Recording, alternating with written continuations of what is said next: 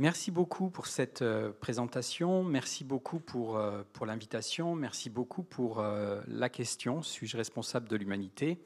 Alors je vous avoue, quand j'ai reçu l'invitation et la question, j'étais très touché par l'invitation et légèrement effaré par la question, tout simplement parce que c'est une question qui est tellement générale, tellement forte, par le type d'implication qu'elle suppose de pouvoir prendre en charge, si on veut ne serait-ce que pouvoir donner une esquisse de début de réponse, qu'on peut se sentir un petit peu humble face à la difficulté qui nous est proposée.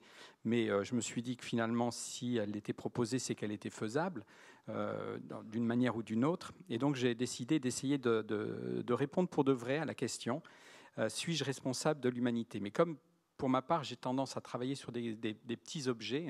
Je suis un petit peu handicapé. J'ai donc été tenté de reprendre la question, mais vraiment par le petit bout de la lorgnette. Et je me suis dit, mais au fond, qu'est-ce que c'est en termes juridiques que d'être responsable? Et donc j'ai repris le Code civil, par exemple, pour le droit français. Et j'ai pu constater qu'il y avait deux types de responsabilités, responsabilité civile, responsabilité pénale, que la responsabilité civile, dans le premier cas, a pour objectif de permettre de réparer le non-respect d'une obligation ou d'un devoir envers autrui par l'indemnisation d'un dommage infligé. La base de cette responsabilité, on nous explique dans le Code civil toujours qu'elle peut être contractuelle ou qu'elle peut être délictuelle. Contractuelle, c'est vous avez signé un contrat, vous ne respectez pas les termes du contrat qui vous engage puisque vous l'avez signé, et donc vous êtes responsable de ce défaut de respect, et donc vous allez devoir assumer le coût d'une indemnisation quelconque. Et sur la base délictuelle, ça vise tout simplement ce qu'on appelle des comportements extra-contractuels, mais qui peuvent avoir lieu trait à des troubles de voisinage, des accidents, diverses formes de harcèlement, etc., diffamation, voies de fait, etc. Donc on voit bien que, à la lumière de ces éléments, il y aurait une manière très simple de répondre à la question qui nous est posée, qui m'est posée à moi qui parle là maintenant, mais posez-vous là aussi, s'il vous plaît. Est-ce qu'on est responsable de l'humanité tous pris individuellement? Ma première réponse au vu du Code civil, c'est clairement non. Je ne suis pas responsable de l'humanité parce qu'on ne peut pas être responsable de quelque chose que l'on n'a pas fait, manifestement. Or, jusqu'à preuve du contraire, ou en tous les cas à ma connaissance, mais détrompez-moi si je me trompe, je n'ai pas fait l'humanité. Et même si on quitte le plan strictement juridique pour aborder le plan éthique, ça reste vrai. C'est-à-dire si être responsable, c'est comme l'écrivait Ricoeur en 1949, être prêt à répondre « c'est moi » à la question « qui a fait cela ?» Très clairement, je ne suis pas responsable. Dieu, éventuellement, pour ceux qui le souhaitent, peut-être décrété responsable de l'humanité, mais en tous les cas, pas moi. Alors, on le voit en première approche, être responsable d'une chose suppose d'être la cause de cette chose, de cet état, à propos duquel se pose ou est posée la question de l'imputation. Être responsable, c'est avoir voulu cette chose ou cet état. C'est peut-être aussi ne pas l'avoir empêché alors que c'était en notre pouvoir. Autrement dit, être responsable suppose de pouvoir revendiquer ou de ne pas pouvoir se soustraire à une certaine forme de liberté. On sait qu'il n'y a pas d'imputation sans liberté, que la liberté est une condition de la possibilité de l'imputation. Quand un ouragan, par exemple, fait plusieurs morts, ce n'est pas vraiment en un sens moral, ni a fortiori juridique, qu'on va le dire responsable de ces morts. Paul Valéry avait souligné ce point, qui d'ailleurs n'avait pas échappé déjà à Nietzsche avant lui, qui parlait de cette métaphysique du libre arbitre comme d'une métaphysique de bourreau. Et donc, à la faveur de l'un de ses regards sur le monde actuel, Paul Valéry s'était demandé, mais d'où peut donc venir cette idée que l'homme est libre, ou bien l'autre, qu'il ne l'est pas? Et il répondait, je ne sais pas si c'est la philosophie qui a commencé ou si c'est la police. Mais quoi qu'il en soit, il s'agit bien ou d'innocenter entièrement les actes d'un homme, quel qu'il soit, et de l'assimiler à un mécanisme, et dans ce cas-là, il n'est pas responsable, ou bien de le rendre, comme on dit, responsable, c'est-à-dire de lui conférer la dignité d'une première cause. C'est une question qui concerne tout le monde, ajoute Valéry, pas seulement le moraliste ou le métaphysicien, mais également l'artiste, le poète par exemple. De fait, dit-il, une œuvre est un acte, et je ne peux assumer ou revendiquer une œuvre que dans la mesure où il est établi que cette œuvre est bien de mon fait.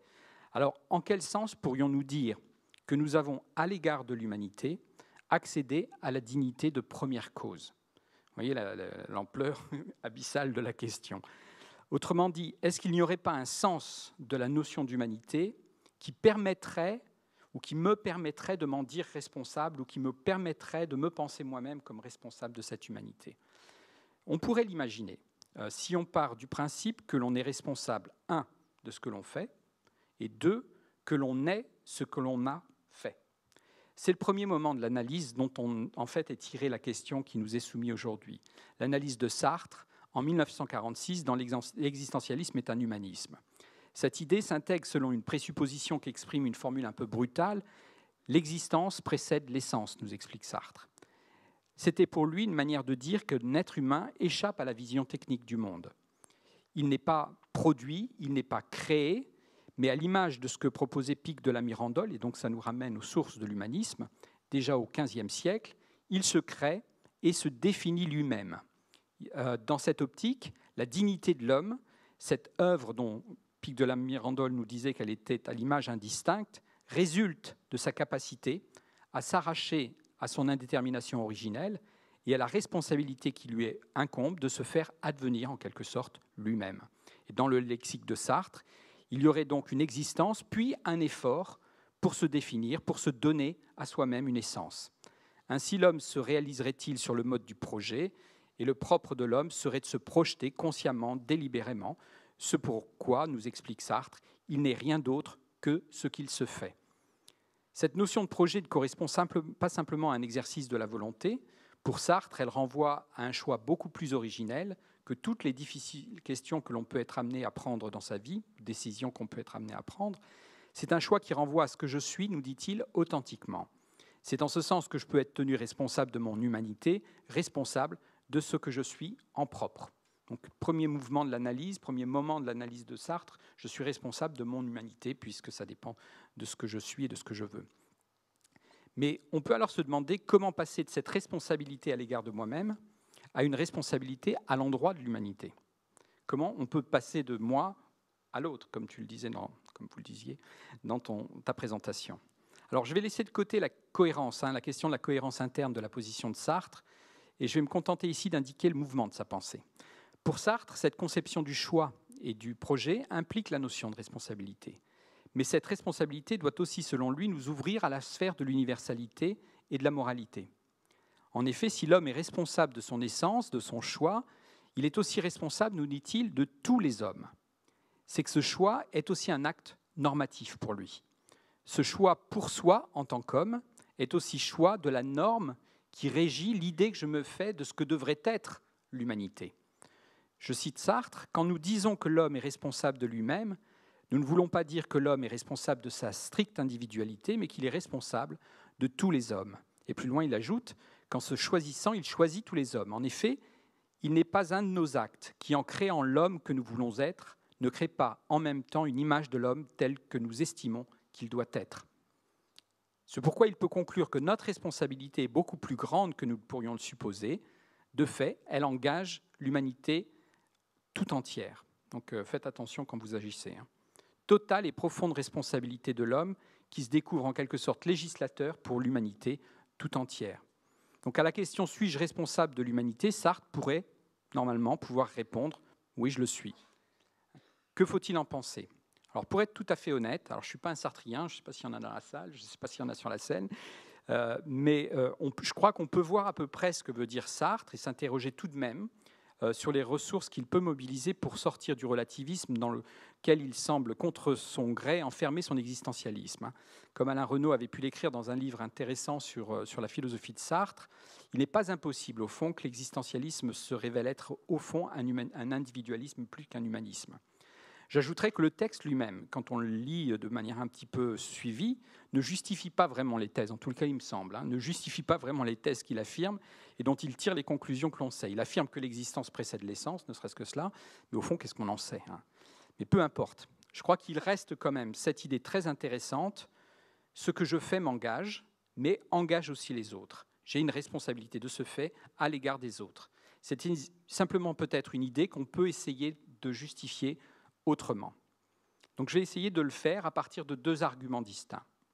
Le premier argument consistera à regarder de manière un peu plus attentive que la façon dont Sartre s'y prend pour faire dépendre nos arguments à l'égard des autres d'un engagement vis-à-vis de moi-même.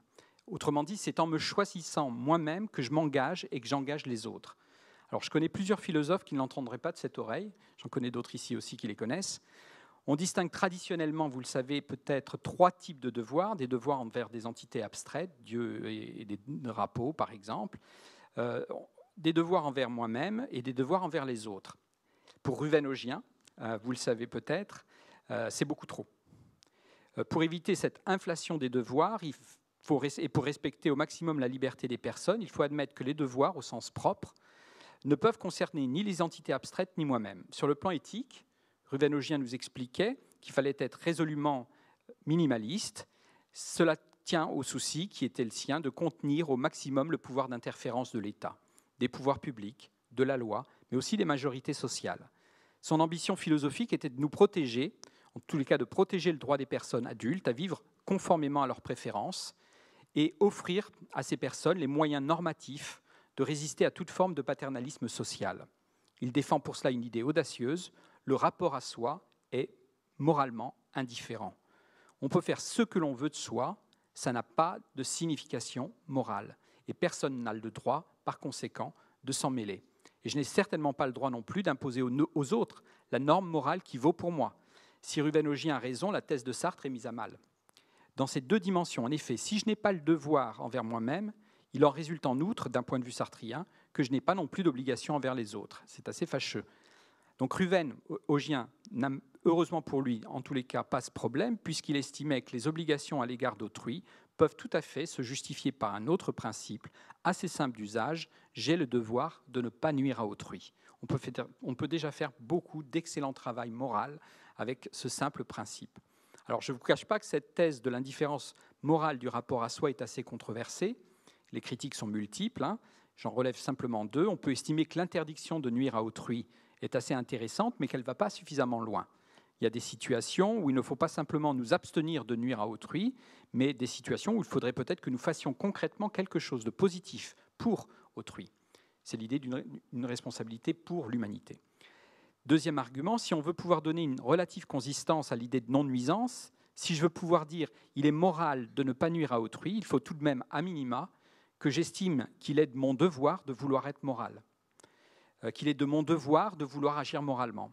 C'est là reconnaître une sorte de devoir, en fait, envers moi-même, ou en tous les cas une sorte d'obligation dont je vais pouvoir puiser mon obligation à l'égard des autres. Toutefois, cette dernière remarque, à mon sens, n'invalide pas le recours au principe de non-nuisance. Elle le justifie simplement autrement que ne l'aurait admis Ruvén-Augien.